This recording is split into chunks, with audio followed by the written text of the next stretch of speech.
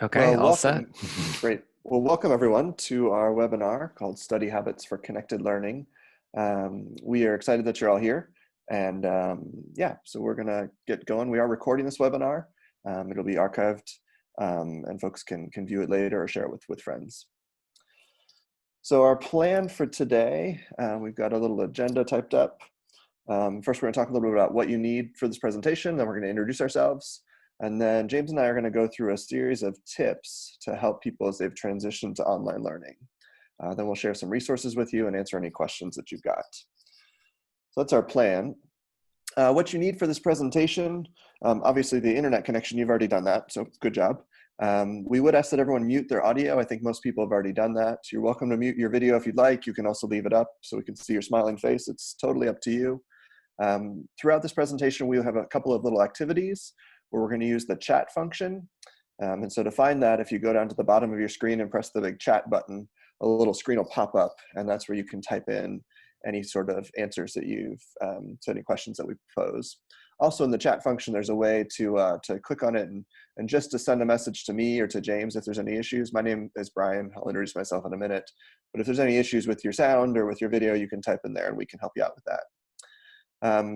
It may be helpful to have a pen and paper or a pencil. It may be helpful to have a place to take notes. We may be also doing some pen and paper type activities, so just want you to be prepared for that. So without further ado, let me go ahead and introduce myself. My name is Brian Gallagher, and I'm the head of student life at Bard College Berlin. So it's in Berlin, Germany, and I'm going to turn it over to my co-presenter here. Hello there. My name is James Harker, and I am the Director of Academic Services and the Learning Commons in Berlin. And basically, I'm typically a faculty member, and then I also work on various other kinds of programming. And one of the things that I do is I work with the Language and Thinking program in Berlin. So some of the ideas that we have put together in this come from experience or return to experiences in L&T. So we'll see that coming up very soon. The first thing I'd like us to do is actually to answer a question that comes up that I'm going to put up on the next slide. Well, first we have a slide here that says, as classes have changed, you need to change too. That sounds a bit ominous, but but nonetheless quite true, no doubt. So the first chat I have for you, okay. I would like you to answer this question if you can. What's a beneficial practice that you have maintained since the shift to connected learning? I'm calling it connected learning for the day. So if you could answer that in the chat function, that way everyone will be able to see. I'll just give you a couple of moments to do this. I think we would definitely encourage the teachers and professors who are on the call also to participate in these chats. So I think we are all going through some transitions.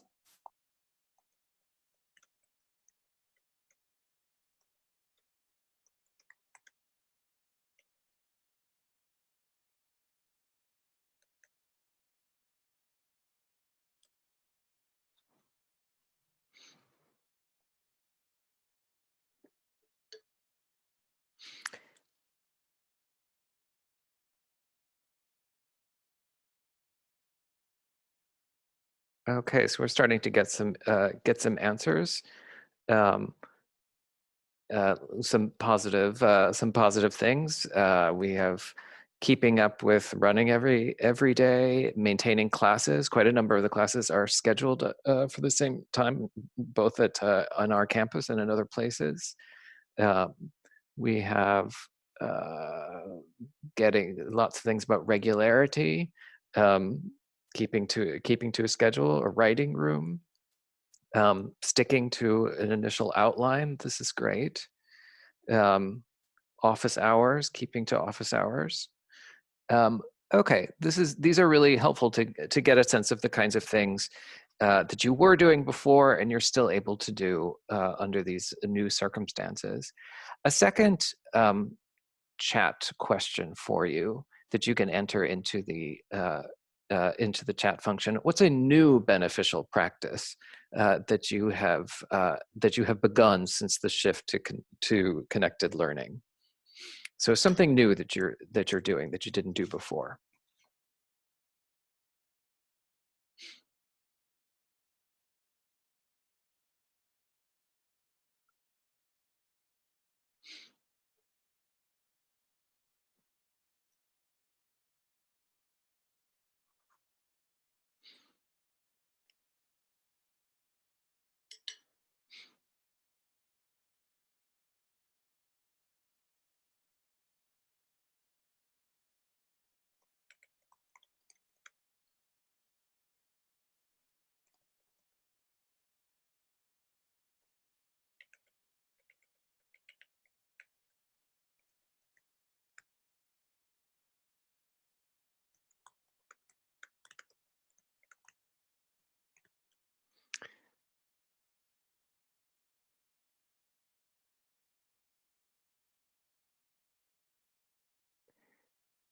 Okay, lots of good answers here. We have asking students how they are using having Google meetings, online meetings, using breakout rooms. So some tech sort of more mediated kinds of things. Social distancing, of course. Yes. Um, Also, recreational reading. Oh, that's a good thing to have integrated. More communication with students. This seems to be a common theme here. Being in regular contact, emailing, texting. Um, these are all very good to hear.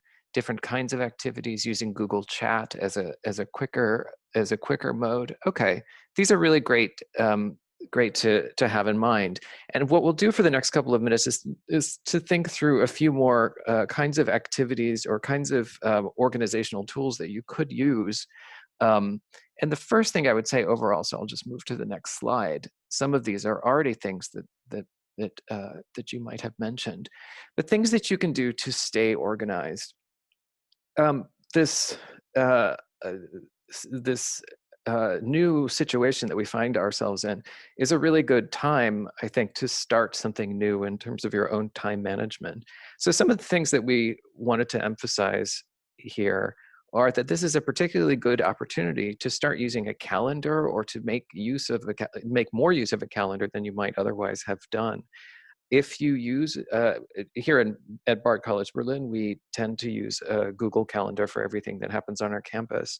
But I noticed that a lot of students don't tend to use the Google Calendar for their own kinds of daily schedules and so on. So this is an opportunity to start using an actual online calendar. Um, a lot of people have moved away from paper calendars, but this is a really good opportunity to actually actively schedule your time, even with something as simple as a paper calendar. Um, One of the things that we do quite frequently in L&T, and so this should sound very familiar to anyone who's gone through the program, is that we begin almost every day with some private writing. And there are a number of reasons that we do this. We are trying to instill the habit of writing, to instill a habit and to instill um, and to instill a kind of regularity to reflecting on what it is that you have done and what it is that you are doing. So this might be a really good time to bring back some journal writing, or as private writing, as I say in the last entry here. It's something that should sound familiar from L&T days. So think about taking a few minutes in the morning just to write for yourself, even if it doesn't seem like it's necessarily contributing exactly to staying organized or a study habit. This implementation of a kind of regular habit that has you either writing by hand or on a computer can really be very helpful. A to-do list, terribly important. It's something that I certainly use almost every day. Um, and this is a great thing to do every morning. Many of you are probably experiencing a great shift in your day-to-day schedule and also the schedule of your classes.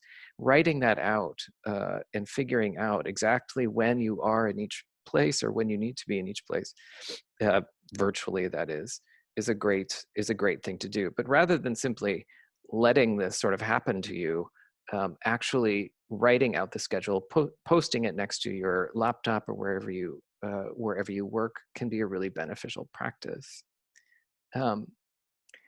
Okay, I want to think about uh, some tips for actually making a schedule for your day. So the first question I have for you, and we'll go back to the chat window for this, and maybe you can answer this actually in one little entry. What are some times of the day when you are most academically productive? What are some times of the day when you are not academically productive? Just enter this in the chat window if you have a sense. Hopefully more when you are productive. Let's keep the emphasis on the positive. I'll give you just a few moments for this. Try to come up with multiple times a day as well.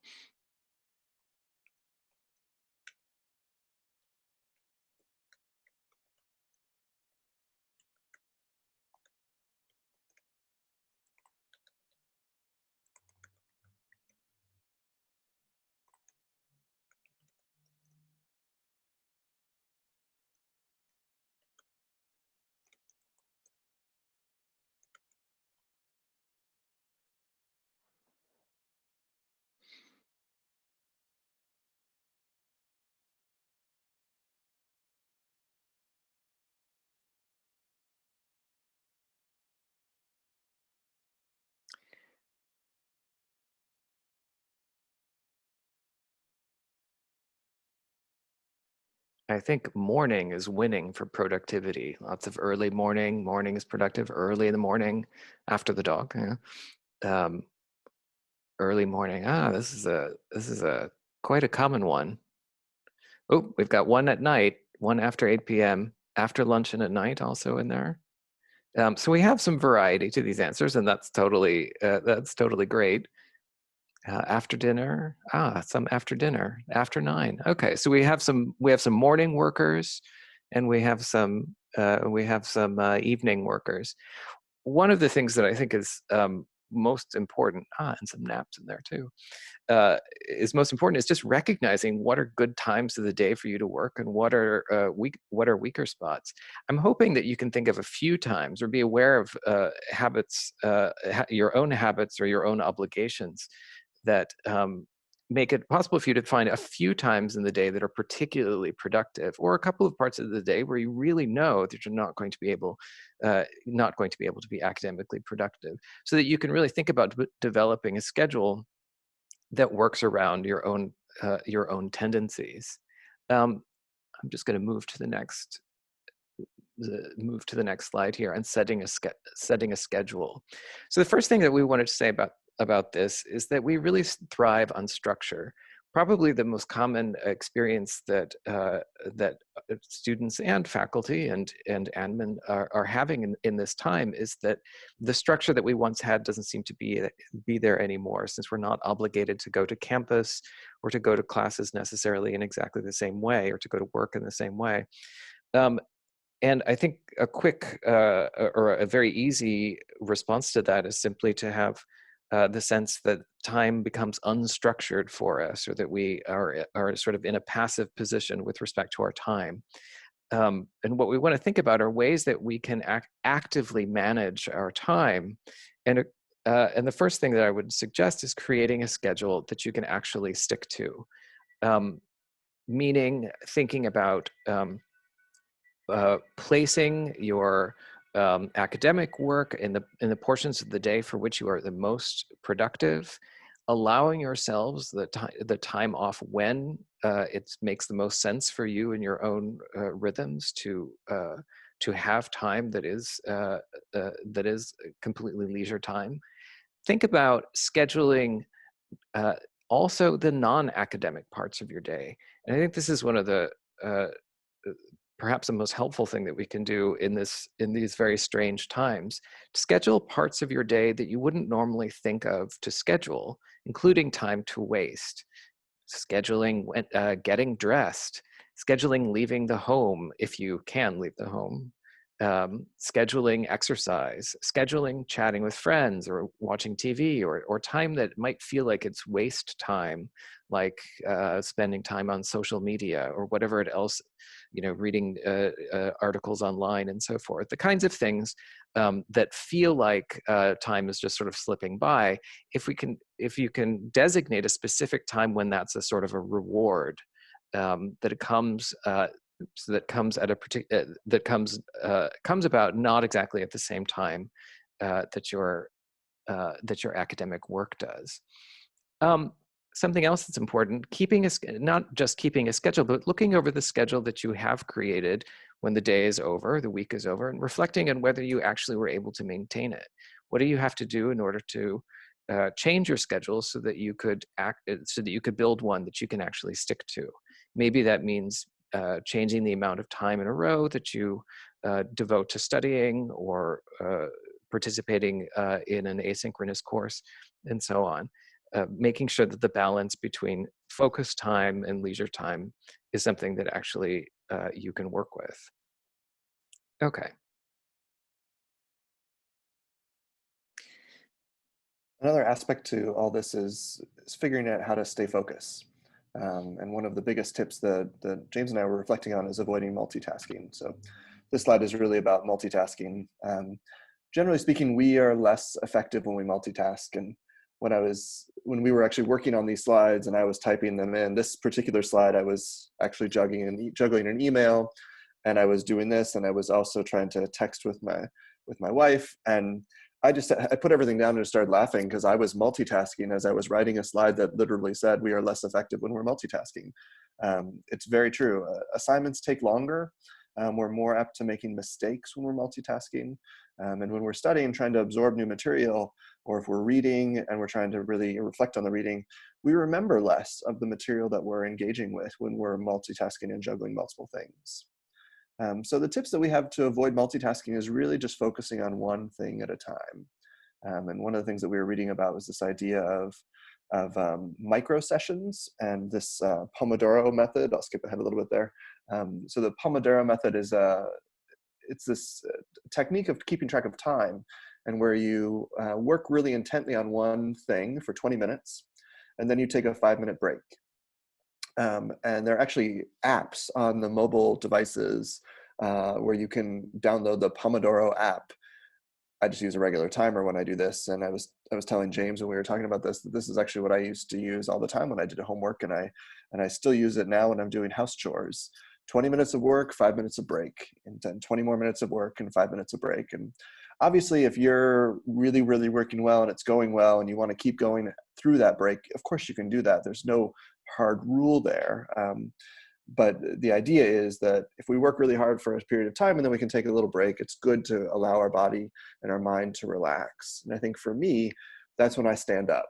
And that's when I walk around the house and get a glass of water, or I have a cat and I will connect with her briefly.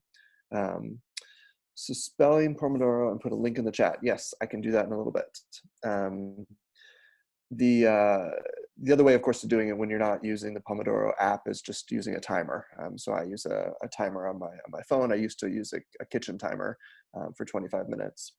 But back to what James was referencing earlier about structuring your time, it's also really important to structure your leisure time. And thinking about, you do have some free hours of the day. How do you want to use that time? What do you want to accomplish? Maybe you're working on a puzzle and you want to make sure that you complete the puzzle, or maybe you know that you have to do these different house chores.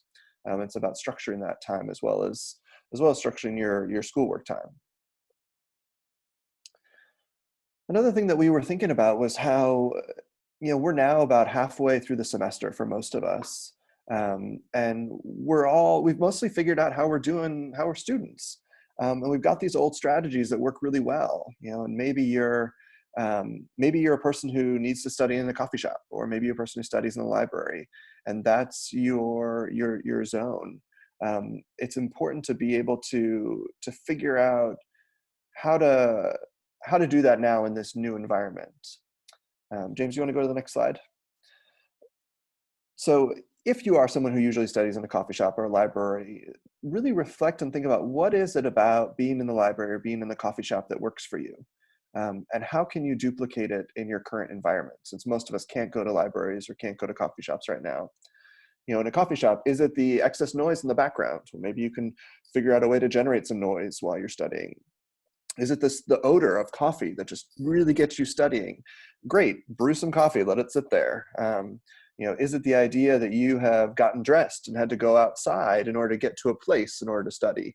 Well, guess what? You can still get dressed. And if you're not allowed to leave your house, you can walk around your house a little bit, and then you can find a place to sit down. I think somebody in the comments before, when one of the earlier questions mentioned that they had a work desk and a not so, like a play desk. And I think that's a really interesting idea when you think about a mindset of a place where you're doing your work and then a place where you're not doing your work. Another thing, if you're a person who's always studying in groups, or maybe you've got a group of folks that you're working with to help you learn a language, or you're reading something together, figure out a way to connect with that group still. Whether it's virtually through a Zoom meeting like this, or a Google Hangout meeting, or just through texting or a FaceTime, but figure out a way to connect with those people. I know many of us say that we're really good at procrastinating, and then at the very last minute we can get everything done. And in this time when sometimes deadlines are a little bit more flexible, some of our classes are asynchronous. They say, oh, just meet sometime in the next couple days. That can be really hard for us. And so if you're a person who thrives on tight deadlines, we would encourage you to figure out ways to create them artificially for yourself, and then enforce those. And this is where you could use a friend to really help you. And you and a friend agree, hey, we need to finish this by 11 p.m. tonight. And then, at a quarter of, you text each other, hey, you almost done? Oh, I'm still working on it. Oh yeah, I'm almost done. And then you can encourage each other. So trading your old strategies for new ones that work a little bit more in this more digital era.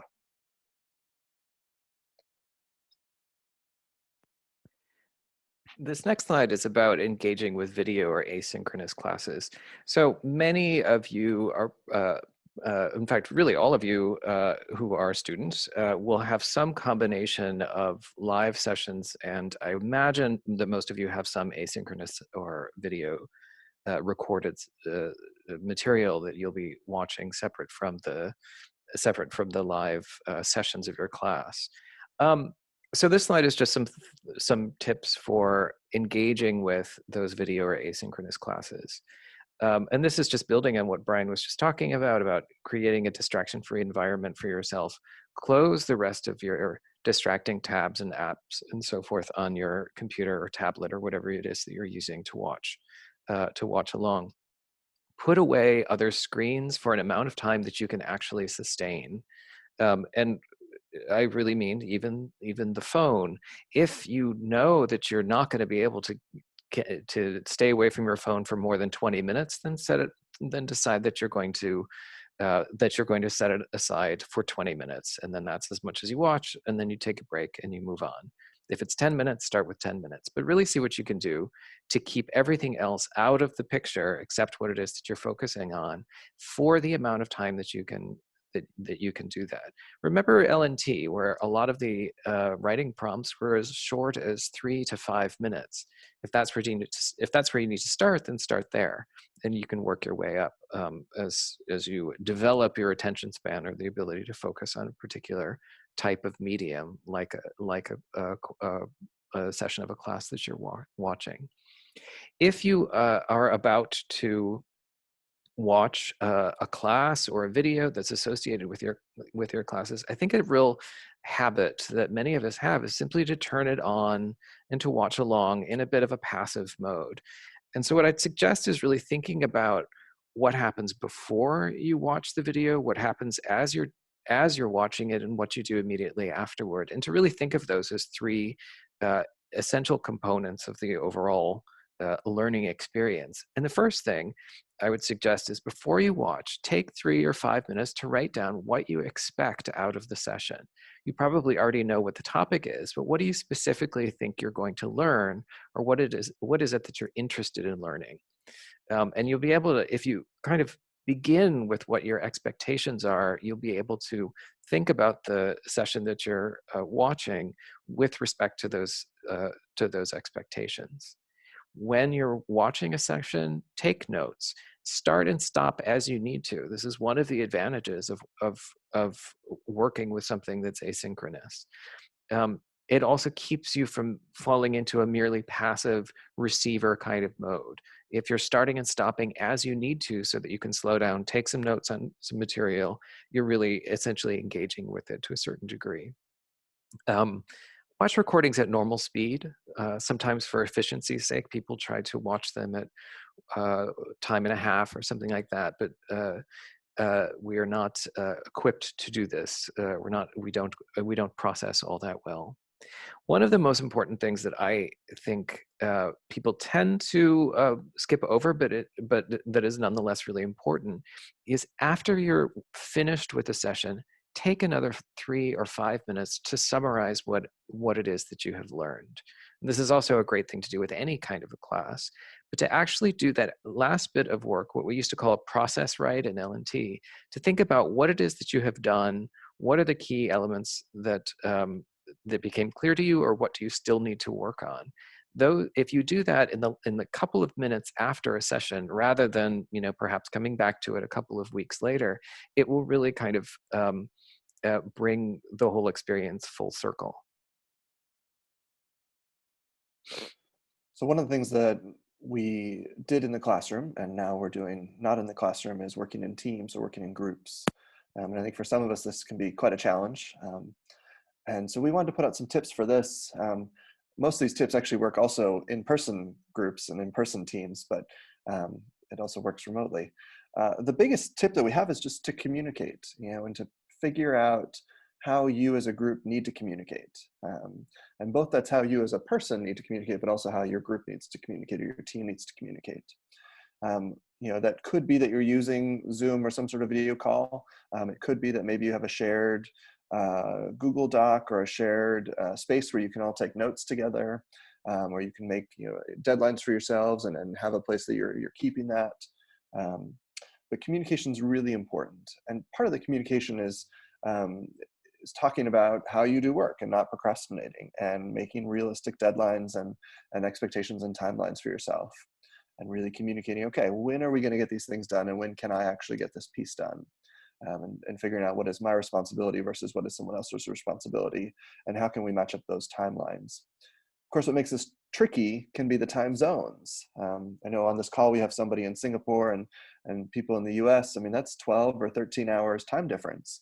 That can be really tricky to try to coordinate a time to meet, especially if you're a morning person and you have to meet with somebody in the evening your time, and they're a night person and they have to meet with you in their morning. That can be really tricky. But it is important to set those expectations and those timelines and then stick with them. Or if they don't work, to communicate about readjusting them. As a team or a group, it's important to meet regularly and regularly check in. And part of that is just saying, yep, I've finished my part, or hey, I need another little bit to do my part, or I've got a question about my section, and just being able to check in. And it's okay to just say, I'm working on it, it's coming along, I'm gonna meet my goal. That's a good check-in, because it's communicating with your group. Every time you as a team meet, try to figure out what is the purpose of our meeting. And maybe it is just to do a quick check-in, or maybe it's to discuss, the finer point of the assignment. Maybe you as a group need to ask or want to ask the professor a question and follow up with that. But figure out what's the purpose for the meeting, and then do that purpose during your meeting time. Using video calls, as I mentioned, if it makes sense, of course. And also just checking in regularly with each member of the group and make sure that all folks are on the same page. I think one of the biggest pieces, though, is asking for help when needed. And that's not only asking for help from the folks in your team, but also connecting with your professor or your faculty member to ask them for help if you've got questions, or you're not understanding the assignment, or the timing's just not working out, or whatever the piece is. But definitely feel free to ask for help when you need it.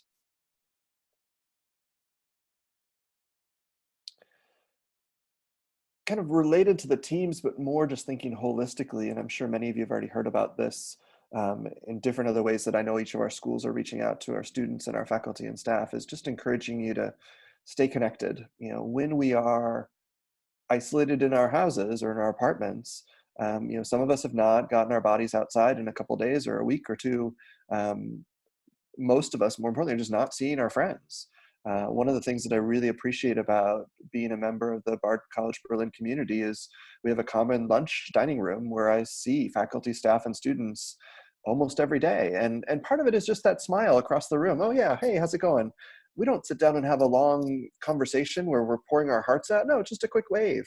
But that moment, that helps me remember, like, oh, I'm a part of a community. I belong here. That's hard to do when we're not seeing these people on a daily basis or regularly. So our tips is, schedule video calls with your friends, with your family. I actually have a video call this Sunday with a team of people that I worked with 7 years ago at a different institution. And some of us now have children, and we're going to introduce our children to each other, and it's going to be a little weird, but also kind of fun. And for me, it's just, I want to connect with these people. I haven't seen them in a while, but it's also me reaching out and connecting. For those of you who are students, I encourage you to use the office hours of both your staff members and also your faculty. They're still holding those hours, and reach out to them and find out when they are and try to connect. If they're not in a time zone that works well for you, I'm sure you can ask them to be flexible and find a time that'll work.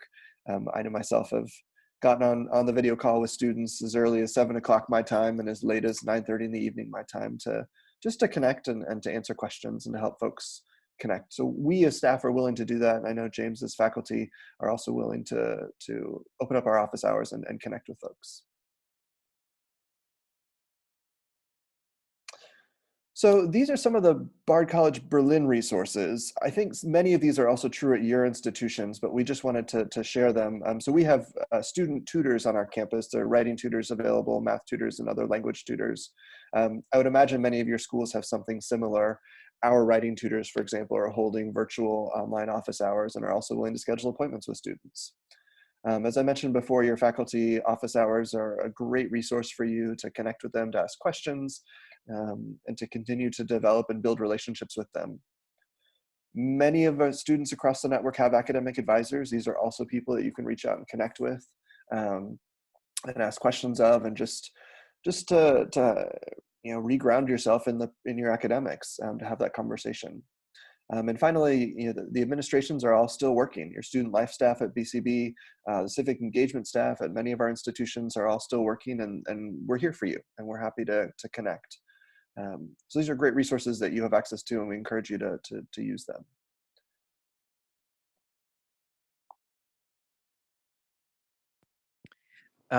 There are so many links these days, and almost every institution is busily preparing a great number of resources. And so we didn't want to give you too many, but I did on this slide just put up a couple of really great links to websites where various institutions are collecting resources. And the first one is Bard's Learning Commons, which has already done a really great job of putting together a whole series of links for resources that include things like study habits, but also more specific resources that would help you with writing papers and so on. So Bard's Learning Common is a really great source if you haven't gotten a chance to look at that. We've thrown the link up there. Chiron, which is an organization that we work with here at BCB, also has some really great resources that have been put up.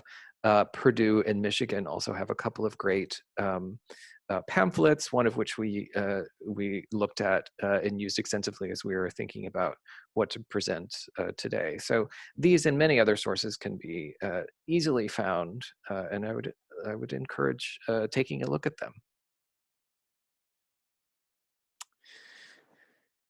And finally, our last slide was just questions. And if you have any questions or thoughts, you can enter them in the chat window.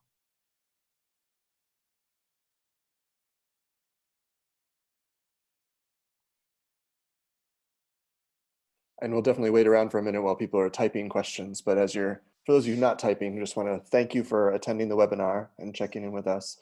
We are going to be archiving this recording and posting it on there's a website that Bard has that has all these different webinars, and so we'll be sending it over there.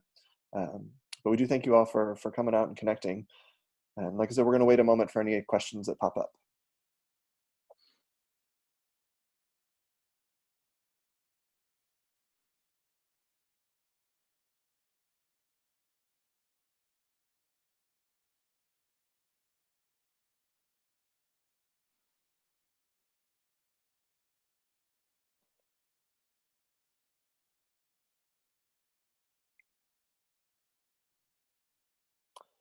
So here's a question about what would we recommend to students who feel they lack the motivation in this new environment of learning? Yeah, I think that's a tough one. I think this is also for humans who lack the motivation to do work in this environment. I think both faculty and staff, and also people who don't work at universities are struggling with this. Um, Personally, I think it's really important to really reflect and be flexible with yourself to change your expectations of yourself, and to be able to say, before this situation, I was able to do, we'll say, 10 things in a day, and now I can do 5. That's okay. Um, and really sitting down with yourself and figuring out what are those 5 things that you do need to do today, and how can you accomplish those. And I think this is where we can reach out to our academic advisors, to our faculty, to our counseling staff, and have conversations with them to help us come up with that list of 5 things or 6 things or whatever, and figure out some strategies. And so this is where I would really encourage people to connect with resources, and and and and use those resources to help you figure out how to gain back your motivation. I think another big piece with motivation is about um, getting your body moving and making sure that you're exercising and you're eating and you're sleeping. I kind of often talk with students about the kind of the 5 things: eating, drinking water, eating food, drinking water, sleeping, exercising, and connecting with people. These are the kind of the 5 things that really are important to keep yourself going. If I could just, add my couple of suggestions to this question about lack of motivation in this new environment of learning. Um, I think the the 2 things to really emphasize are structure and low stakes habits or regularity. And what that could simply mean is that maybe there's no ultimate solution to the problem of motivation, but certainly human contact helps. And so maybe that's simply a matter of getting in the habit of making an online chat appointment with a professor every week. Um, and just making sure that human contact is still there, and so that it can kind of be a bit of a lifeline. I think it's much easier when it's a kind of a one-on-one situation, and I think all of our faculty are really willing to have that kind of interaction. I think this also, I think Xenia was asking questions, or a couple of people are thinking about, or a couple of people mentioned feelings of being distracted, obviously, by this very ominous and threatening situation. Also being distracted because we're at home. Once again, I think I would also emphasize something that Brian brought up with the Pomodoro method of 20 minutes on, 5 minutes off, or something like that. Um, it could be that a lot of people are used to having a long block of quiet time, and that might be hard to replicate in the current situation. But if you can think about very concentrated attention for a short amount of time with a great deal of regularity, it may be helpful. It's very, very hard, I think, for anybody to concentrate too long right now. But if you're able to kind of put everything aside for 10 minutes, right, that may be more productive than having an hour of semi-distracted, anxious sort of worry about the state of the world while you also have your books in front of you. One of the other questions is about how do you not allow the news to get under your skin, and how do you deal with the stress? I was reading an article the other day about this very question, and it essentially said, give yourself it said exactly what James just said: add structure. Give yourself a time every day when you are reading the news, and that time is an hour, 20 minutes, 15 minutes, whatever it is for you, and that's the only time you're reading the news. Um, and I think that can be really hard when there's so much news on our social media. There's so much news, just in our screens are readily accessible to us. And so there's always so much news out there. Um, but if you can really control all of the news that's out there and just really bring that bandwidth down to a narrow line, I found that that's helped me. And so there are kind of 2 times a day that I take a look at the news and I read them and I look at these 2 or 3 sources each time, and that's what I'm interested in, and I connect with that. And then the rest of the day, I'm not engaging in that, just because I also find it really, really stressful, and it boils up that anxiety. And there've been nights where I haven't slept the whole night through, and in the middle of the night I'm awake, and that's not the time to get on your screen. That's the time to pick up a book. That's the time to go get some water and to breathe and to stretch and to meditate. That's not the time to get on your Facebook. That's not the time to be reading the news. The idea is to really relax your body. So really part of it is just almost controlling your access to the media and to the news. So that's my tip with that one. I would say I do exactly the same thing. In thinking back to the initial questions that we had about what are your productive times, what are the times when you're not particularly productive just naturally or because of the circumstances of your life? Well, can you match that up to when do you do something that you really feel you need to do, like read the news, but that is also stressful? And in my case, for me personally, I'm in the group of people who works better in the morning, and so I just had to have a kind of a sort of a personal realization that I am better off if I do not read the news between 7 and 10 in the morning. I can read it at other times, but that's the period in which I need to be the most productive for me. And so in my own personal case, it's not that I can't keep myself from watching the news. I think everybody realizes that they have to be aware of what's going on, but to be able to match that up with my own cycles of productivity or rhythms of productivity.